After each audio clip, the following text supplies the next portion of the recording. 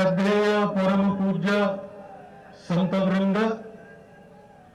मंचस्थ उपस्थित अन्य महानुभाव, नागरिक सज्जन, माता भगिनी,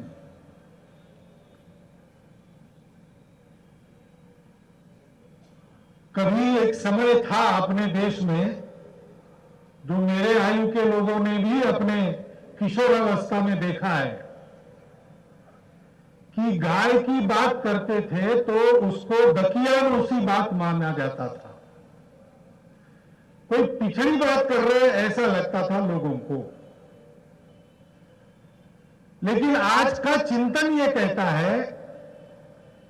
कि गाय और ग्राम की बात करना यह आधुनिकोत्तर चिंतन की बात है, पोस्ट मॉडर्न थिंकिंग की बात है। क्योंकि विकास के सारे प्रयोग दुनिया में हो गए और उनकी सफलता असफलता दोनों में से इस निर्णय पर सारी दुनिया के चिंतक आ गए हैं कि मनुष्य के विकास के लिए व्यवस्था में सब प्रकार की सत्ताएं जो नियंत्रण करती है वो विकेंद्रित चाहिए, आपस में भाईचारा चाहिए और प्रकृति का अंग और प्रकृति का मित्र बनकर व्यवस्था को चलना चाहिए। आज जो पर्यावरण संकट आदि की बात हम सुनते हैं, आपस में लड़ाई झगड़े की बात हम सुनते हैं और विज्ञान के प्रगति के कारण प्रदूषण जैसी जो समस्याएं उत्पन्न होती है उसकी बात सुनते हैं, एकाधिकारवाद के कारण होने वाली प्रतिक्रिया की बात सुनते हैं, तो उसके मूल में कारण यह है कि एक केंद्रित नियंत्रण चाहते हैं, विकेंद्रित नियंत्रण नहीं चाहते हैं, फिर समस्या होती है।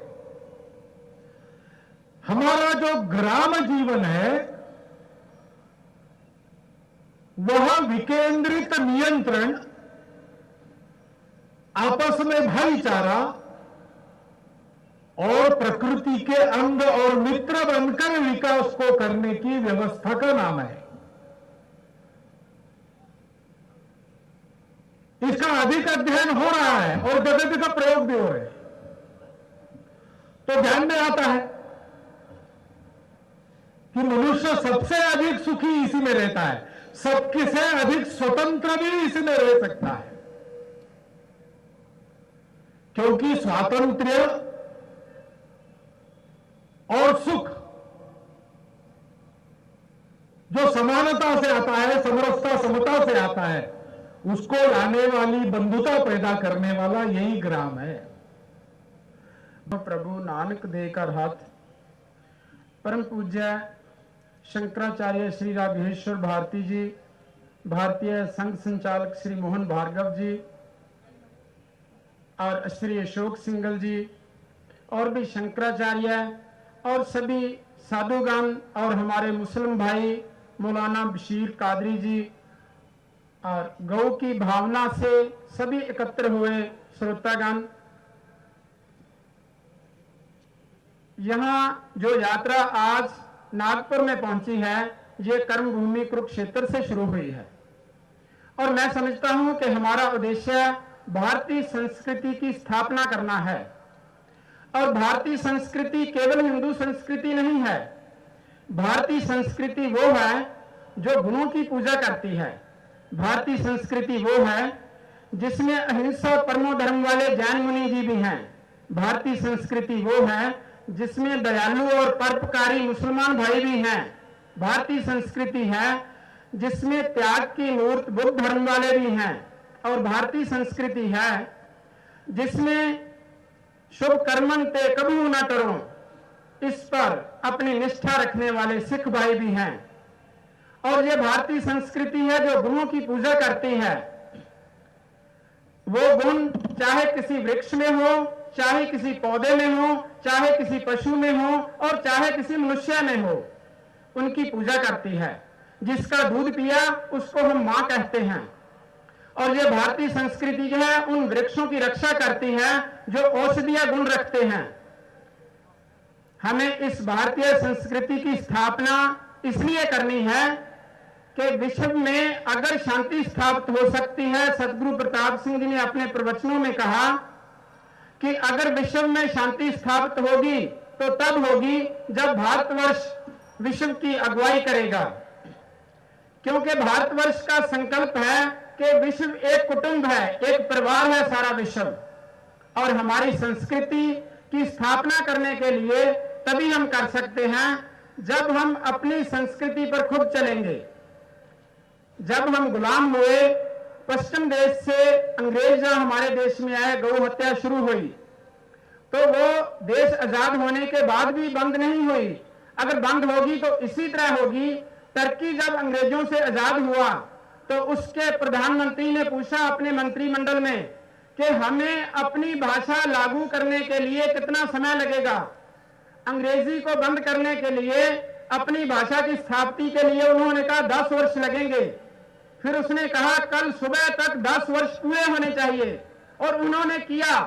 और हमें काफी विस्तार से आप लोगों को बताया। आज से 6 साल पूर्व से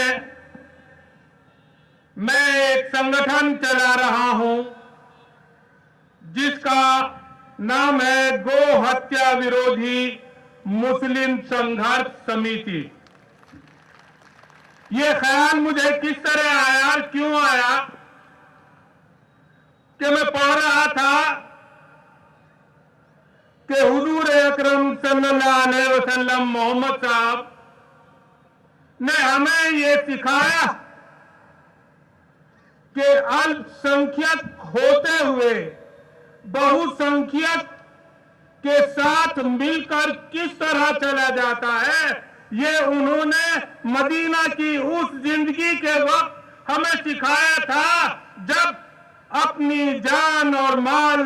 को बचाते हुए अपना घर बार छोड़कर वो मदीना तशरीफ लाए थे। वहां उन्होंने सबसे पहले मुस्लिम समाज को इकट्ठा करके ये संदेश दिया था